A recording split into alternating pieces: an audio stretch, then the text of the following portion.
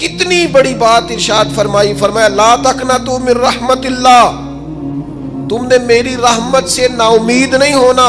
اللہ کی رحمت سے نا مالک کیا ملے گا؟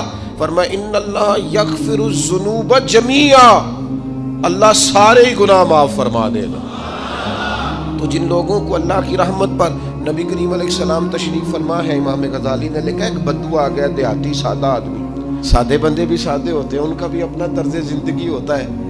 تو بدو آ گیا، سادہ آدمی تھا، آتے ہی السلام علیکم لے کے نا تو کوئی بات ہی نہیں کی، سیدھا سیدھا ہی کہتا یا رسول اللہ صلی اللہ علیہ وسلم یہ بتائیں قیامت کے دن حساب کس نے لینا ہے؟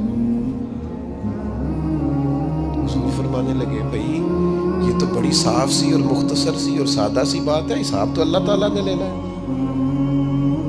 اب اس نے جو لفظ کہے، اللہ کے حبیب کی آنکھوں میں آنسو آ گئے، کہنے لگے اگر اللہ نے حساب لینا ہے پھر انشاءاللہ کرم ہی ہوگا۔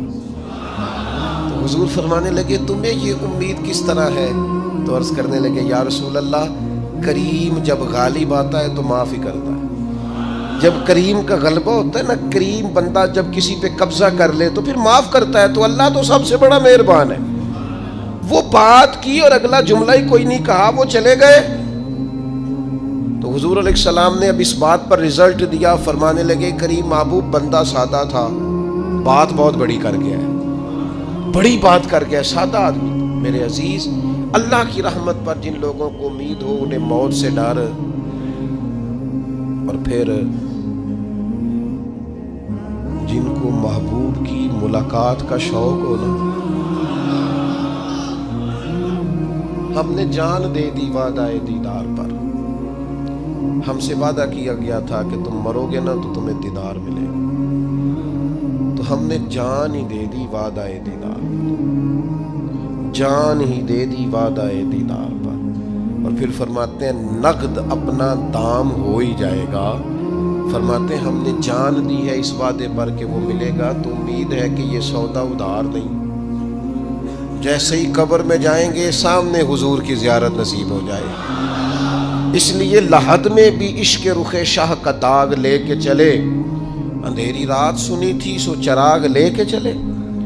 یہ حدیث آپ نے بھولنی نہیں، یہ تنہائیوں میں یاد رکھنے کی روایت ہے، یہ تنہائیوں میں پڑھنے کی روایت ہے۔ یہ اپنے ذوق کو تازہ، جو لوگ کہتے ہیں نا وجد سرور کیف میں جانا چاہتا ہوں، وہ مشکاۃ شریف کی اس حدیث کو دیکھے۔ اللہ کے حبیب علیہ السلام نے فرمایا لوگوں میں تمہیں بتاؤں قیامت کے دن اللہ تعالیٰ بندوں سے پہلا سوال کیا فرمائیں گے اور بندے اس کا جواب کیا دیں گے؟ یا رسول اللہ کرم فرمائیے، بتائیے۔ تو کریم فرمانے لگے اللہ تعالیٰ قیامت کے دن بندوں سے سب سے پہلا سوال، اگرچہ بعض اور احادیث میں اور سوالات بھی آئے ہیں قیامت میں جو سب سے پہلے ہوں گے، لیکن اس حدیث میں یہ والا سوال حضور نے بیان فرمایا۔ حضور فرمانے لگے اللہ قیامت کے دن اپنے بندوں سے سب سے پہلا سوال یہ فرمائے گا کیا تم میری ملاقات کو پسند کرتے تھے؟ اوئے ہوئے ہوئے، کیا تمہارا ملنے کو جی چاہتا تھا؟ کبھی اے حقیقت منتظر نظر آ نہ لباس مجاز۔ اقبال کہتے ہیں تیرے کرم اتنے ہیں دل کرتا ہے تجھے دیکھیں، کبھی کبھی اے حقیقت منتظر نظر آ نہ لباس مجاز میں، لاکھوں سجدے تڑپ رہے ہیں میری جبین نیاز میں، تمہارا دل کرتا تھا مجھ سے ملنے کو؟ حضور فرماتے بندے عرض کریں گے مالک بڑا دل کرتا تھا۔ تو پھر اللہ فرمائیں گے یہ گفتگو کی معنویت تو دیکھو یار، اس کا حسن تو دیکھو۔ اللہ پھر پوچھیں گے کیوں دل کرتا تھا تمہارا؟ دل کرتا تھا تو کیوں کرتا تھا؟ عرض کریں گے مالک اس لیے کہ ہمیں امید تھی کہ تو معاف بھی کر دے گا، رحمت بھی فرمائے گا، اس معافی کی امید پر دل کرتا تھا تو ملے۔ حضور فرماتے ہیں پھر رب فرمائے گا مجھ پر واجب ہے، میں نے اپنے کرم سے واجب کر لیا ہے کہ آج تمہیں جنت عطا کروں گا۔ یہ جو ملاقات ہے نا، ملاقات کہ وہ ملیں گے، ان سے ملاقات ہوگی۔ عمر بیت گئی نا نام جپتے، عمر بیت گئی نا تذکرہ کرتے، ہم سے بھی لوگ پوچھتے ہیں کیا کمائی کی، کیا زندگی میں حاصل کیا، تو ہم کہتے ہیں شرق سے غرب تک ملک کے ایک کونے سے لے کر دوسرے کونے تک مدینے والے کی بات کی، حضور کا ذکر کیا ہے۔ نبی پاک کے میں اپنی حیاتی تو قربان تھی، وہاں ساری محمد محمد پکیندے گزر گئی ساری۔ یہ اعزاز ہے، یہ کرم ہے۔ اب کیا ہوتا ہے، گناہگار لوگ اتنا بڑا دعویٰ تو نہیں کر سکتے، لیکن دل تو چاہتا ہے نا کہ چلو جس کا نام لیا ہے اس کی کبھی زیارت بھی ہو، کبھی ملاقات بھی ہو، کبھی نظر کرم بھی ہو۔ کسی نے اپنے محبوب سے کہا تھا کہ ذرا ایک نظر مجھ پہ بھی کیجئے، تو قریب بیٹھے ایک شخص نے کہا یار تو نے بڑا دعویٰ کیا ہے، جو محبوب ہوتے ہیں ان کو تکلیف نہیں دی جاتی، تو کہتا ہے پورا چہرہ ہی تیری طرف پھیرے۔ تو پھر اس نے اس درویش سے پوچھا کہ میں بھلا پھر کیا کروں، میرا دل تو میرا بھی کرتا ہے نا، چلو یہ تو آپ کی بات ٹھیک ہے کہ اب میں محبوب سے کہوں کہ اتنی تکلیف کرے کہ میری طرف پورا رخ پھیرے تو ٹھیک نہیں، تو پھر بتائیں میں کیا کروں؟ تو اس نے کہا ان راہوں میں کھڑا ہو جا جن راہوں کی طرف وہ کریم دیکھتا ہے۔ چلو اسی با کردار کو دیکھتے دیکھتے بیچ میں تیرے اوپر بھی نظر، مجھ پہ محشر میں نصیر ان کی نظر پڑ ہی گئی، مجھ پہ محشر میں نصیر ان کی نظر۔ اوئے ہوئے، اللہ کرے آپ کو بھی وہ لطف آئے جو مجھے آ رہا۔ کہتے مجھ پہ محشر میں نصیر ان کی نظر، یہ انتہائی عاجزی ہے کہنے والے کی۔ اس نے بالکل اپنے آپ کو ختم کر کے کہا کہ میں قابل تو نہیں تھا، اور میں پھر تکلیف دیتا کہ میری طرف دیکھیں، اسپیشل میرے لیے وقت نکالیں۔ پر کرم یہ ہوا کہ مجھ پہ محشر میں نصیر ان کی نظر پڑ ہی گئی۔ کہنے والے اسے کہتے ہیں خدا کا کرنا،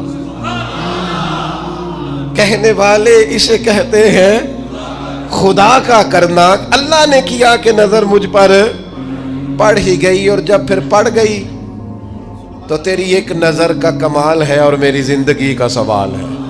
بس جب پڑ گئی تو سو پھر پڑ گئی۔ موت سے وہ بندہ کبھی نہیں ڈرتا جسے ملاقات کا شوق ہو، ملنا چاہے داتا علی اجویری سے اور موت سے ڈرے، ملنا چاہے حضرت غوث پاک جیلانی سے اور پھر موت سے ڈرے۔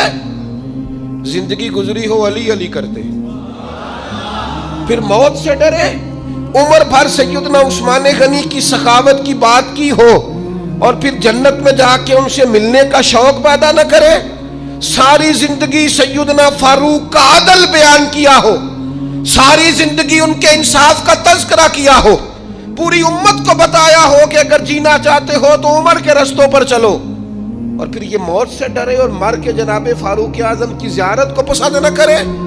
جسے صدیق کی وفائیں یاد ہو، جنہیں جناب ابو بکر صدیق کا عشق یاد ہو، وہ پھر ان کی زیارت نہ کرنا چاہے اور ساری عمر حضور کی نعت پڑھی ہو۔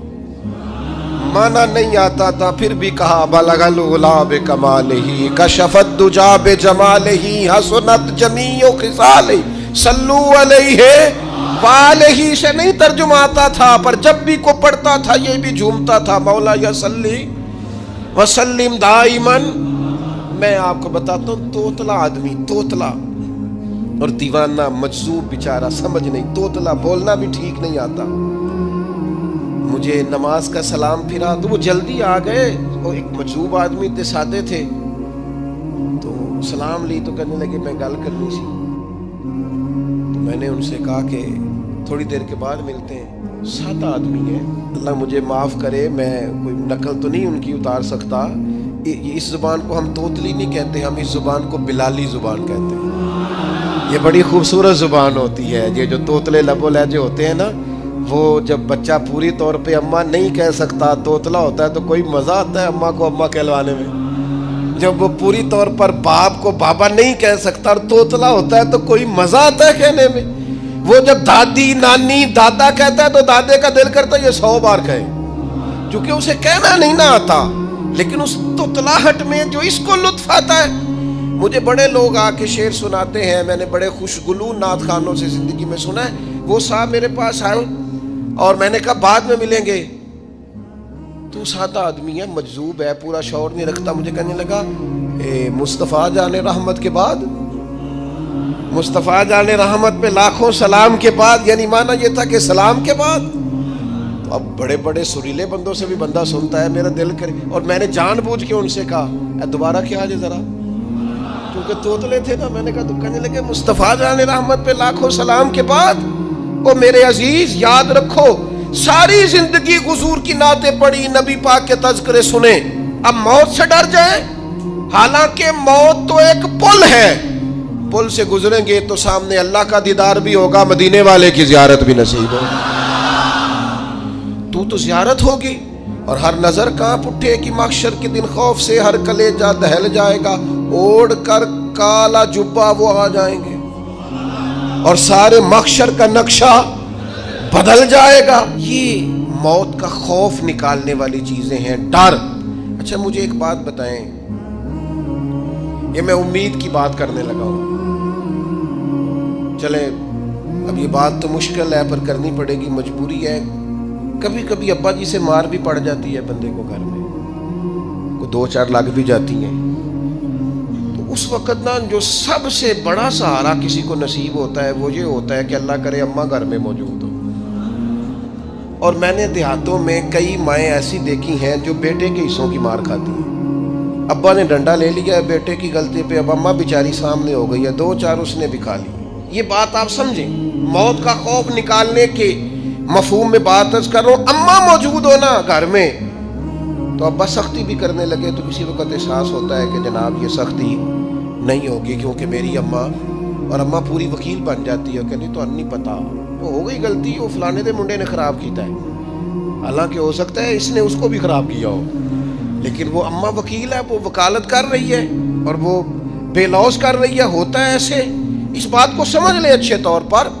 موت کا خوف نہیں، ڈر نہیں، اس لیے کہ گھر میں ماں موجود ہو تو باپ کا ڈر نہیں ہوتا.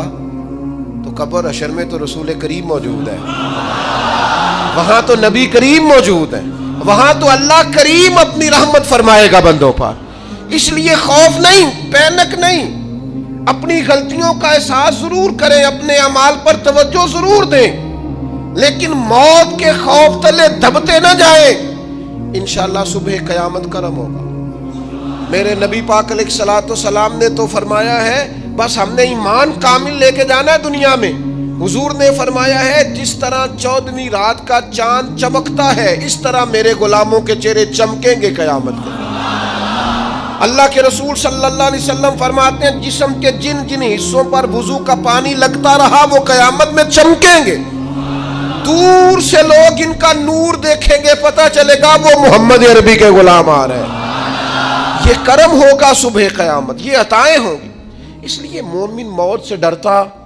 سیدنا بلال حبشی رضی اللہ تعالیٰ عنہ، آخری وقت ہے، نزع کا عالم طاری ہے، اور یہ گفتگو دیکھیں غلاموں کی. آپ کی اہلیہ رو پڑی، کہنے لگی ہائے ہائے افسوس. حضرت بلال فرمانے لگے کیا ہوا؟